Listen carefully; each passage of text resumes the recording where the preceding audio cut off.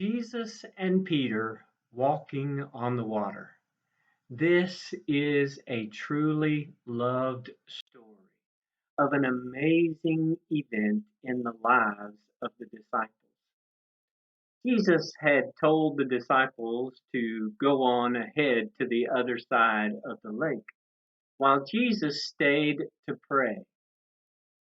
Have you ever wondered why Jesus sent them on ahead?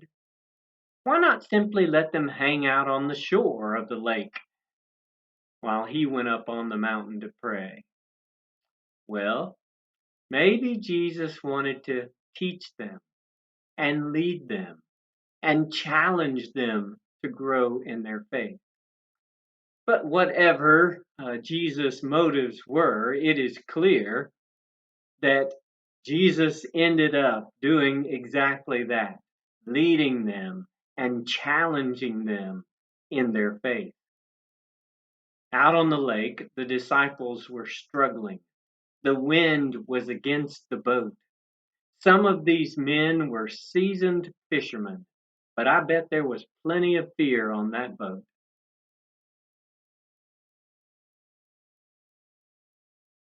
Jesus was aware of their struggle, and Jesus cared about them. And Jesus was going to work in their lives to challenge them in bold faith. Do you ever think, where is Jesus in the midst of this struggle? But I encourage us, Jesus is aware of our struggles, and Jesus cares about us as we face those struggles. I will say it again, Jesus wants to use our struggles to teach us to trust him more. With Jesus, there's always something new. Have you noticed that? He is always challenging us to grow. And in this event, Jesus is challenging the disciples to think about who he is. You remember at the end of the story, when Jesus got back into the boat, they were amazed, of course, and they said, "Truly, you are the Son of God." He was teaching them, and he was teaching us that he is Lord over the storm. I guess we all love the part of this experience when Peter said, "Lord, if it's you, command me to come to you on the water." And then Jesus said, "Come." This is something else that's new.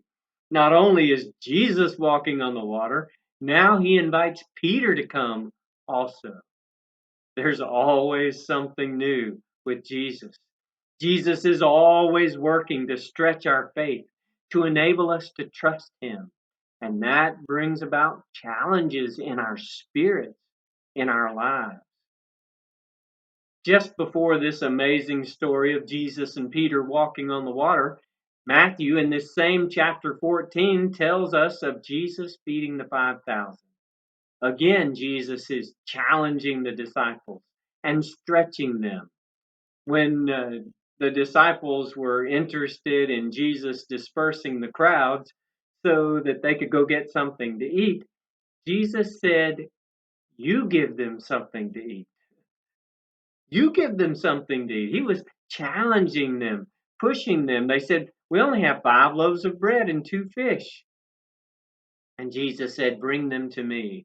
And we know that he multiplied the 5 loaves of bread and the 2 fish to feed the whole throng of people.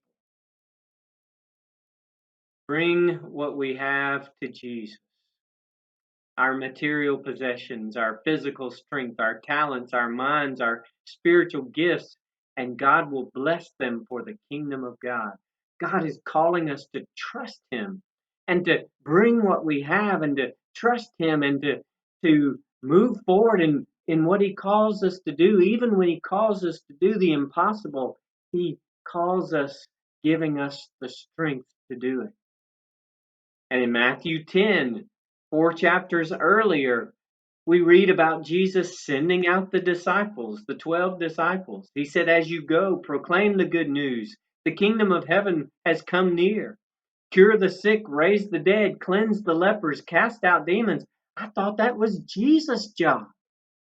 But Jesus is pushing, challenging, encouraging, leading the disciples. No, this is your job too. Cure the sick, raise the dead, cleanse the lepers, cast out demons. You received without payment freely, give without payment freely.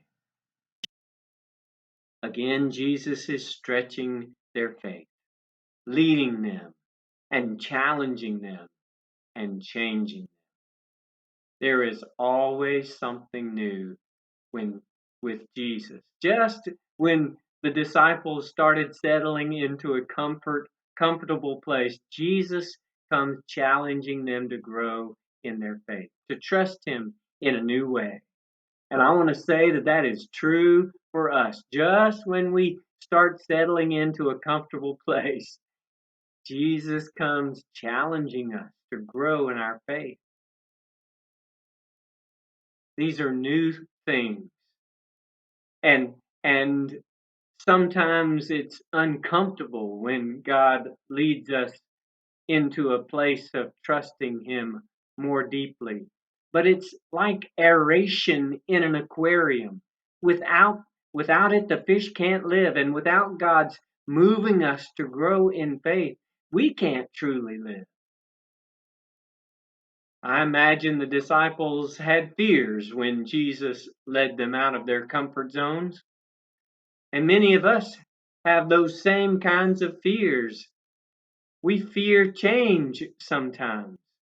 There's a lot of change going on in our world right now, isn't there?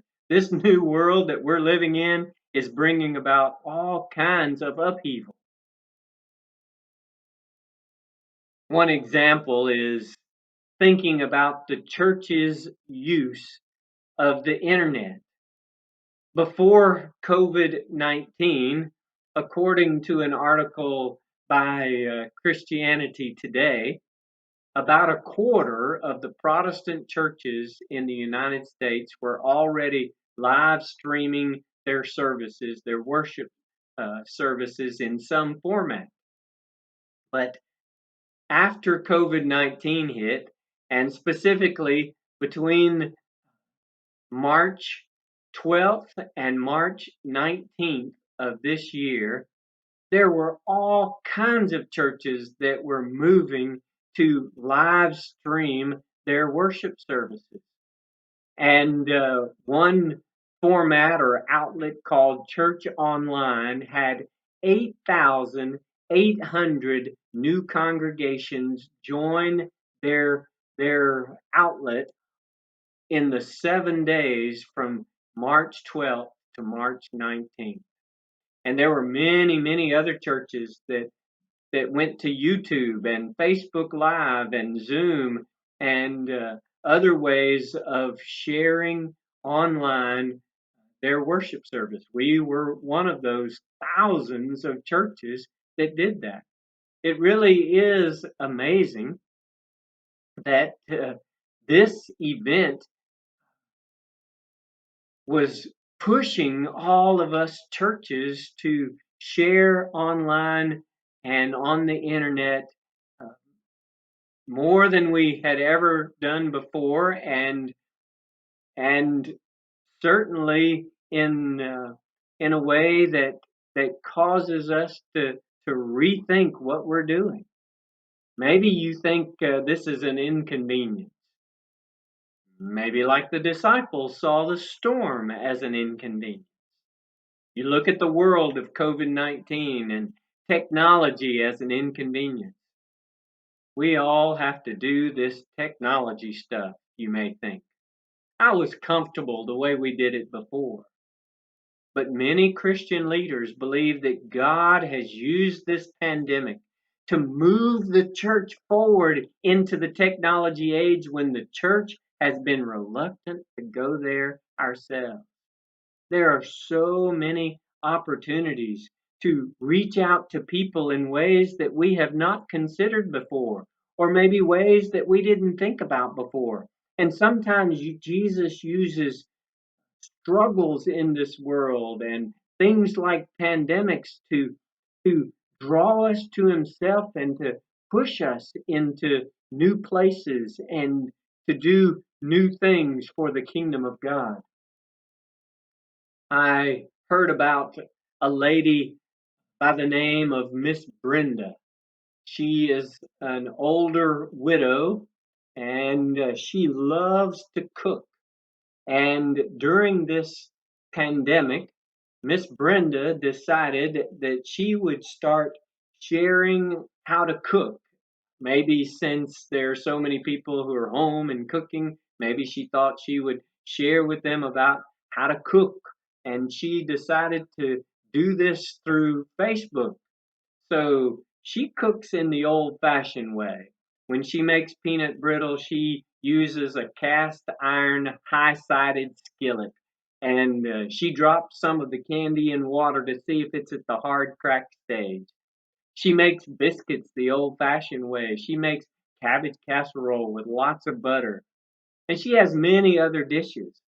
And as she's cooking and after she cooks, she shares with her viewers about Jesus and uh, how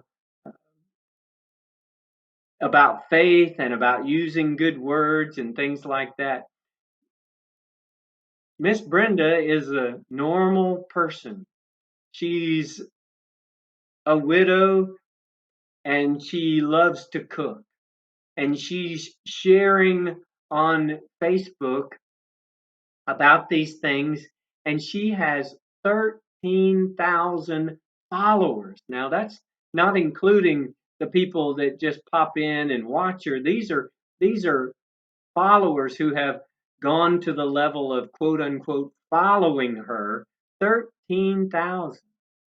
And like I said, while she cooks and after she cooks, she shares about Jesus. So maybe this COVID crisis pushed Miss Brenda to grow in her faith. Maybe Jesus pushed her in the midst of this to embrace some of these technologies, to trust Jesus to use her beyond ways that she had ever been used before. I'm not quite sure. Maybe God used this crisis to push her beyond her comfort zone so she could trust in Jesus in a deeper way and impact thousands of people. I don't know, but maybe it was bold faith for Miss Brenda to start sharing about Jesus on Facebook to thousands of people. So, what about us? Would God push us? Would God lead us and challenge us to try new things in our walk with Jesus? This pandemic can show us God can use it to push us in certain ways. Maybe God is pushing us like many Christian leaders think to use technology to accomplish the purposes of God. What impact might we have if we use technology for Sunday school or Bible studies or small group gatherings? Could we reach people that we weren't able to reach before? Could we include people we weren't able to include before? Could we win people to Christ? Now, I don't mean to uh, imply that everything is wonderful about social media because we all know that this medium can be used in negative and ungodly ways. But there are many, many, many, many people all over the world and certainly our nation who are involved in using these kinds of technologies. Why would we shy away from using this technology if it would enable us to win people to Christ and to better connect to people and include people that we weren't able to include before? Maybe we shy away from using it because we don't know how, or we're afraid we'll mess it up, or we've never done that before. Well, I guess Peter could have said all those things when Jesus said, "Come." walk on the water, come. He could have said, I don't know how, or I'm afraid I'll mess it up, or I've never done that before. But what if Peter hadn't gone out of the boat for any of those reasons? Look what he would have missed, the growth in faith that Jesus had for him. Now, perhaps Miss Brenda could have said those same things. I don't know how. I'm afraid I'll mess up.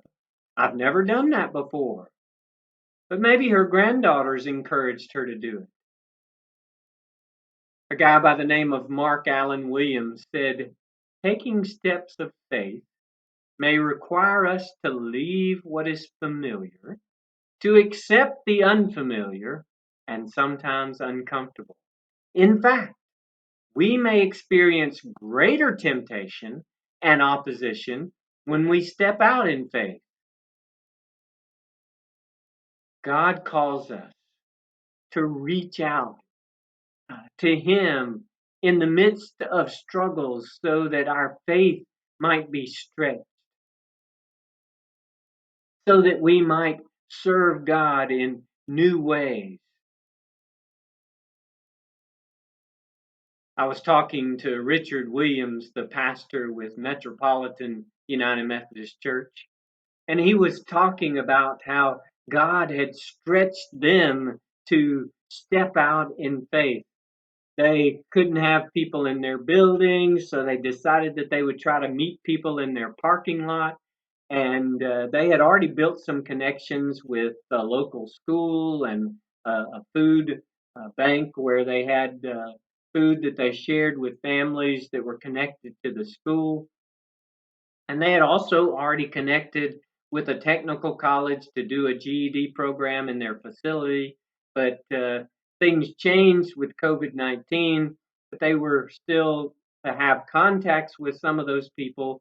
But they decided to start giving food to people uh, that would give them a chance to reach out to people who were struggling financially in the midst of this COVID uh, pandemic, and it would give them a chance to meet their neighbors and find out what their neighbors' needs were. And Richard was just saying that they started off with a few boxes of food to give to people, and that grew a little bit, and different people from churches and organizations started partnering with them, and they were able to do more. And people started coming to their parking lot asking for more boxes, and then people from churches would come and take some of those boxes to different places in the city. And then things evolved, and the numbers of people kept growing. And Richard was able to talk with the people of Borden, and they were able to provide milk and dairy products. And then they came and they wanted to know uh, well, they came to inspect, and they said, you don't have a walk-in refrigerator, so we're not going to be able to do this. And Richard just felt that God wanted them to do this, and he started calling people and saying that God was leading them. They were sharing these boxes of food. They were caring for people. They were meeting their neighbors, and they needed to do this. And he worked out a plan with one man to provide a refrigerated truck at a low cost, and they ended up with a forklift at a low cost, and it just mushroomed, and then they got some other support through grants, and it turns out that they are now, or at least the last time I heard, they were sharing 1,400 boxes of food with 1,400 families each week now, and they're not distributing all of it. Many people are coming there to the facilities of Metropolitan, but many others are coming from other organizations and other churches and sharing it with people and making contacts that they have. And and my point is, in the midst of this pandemic, God led them to do something where they stepped out of their comfort zone to follow God and do what God wanted them to do. God is always up to something new. Jesus is always doing something new. Maybe it's that he wants us to use our spiritual gifts in new ways to honor him.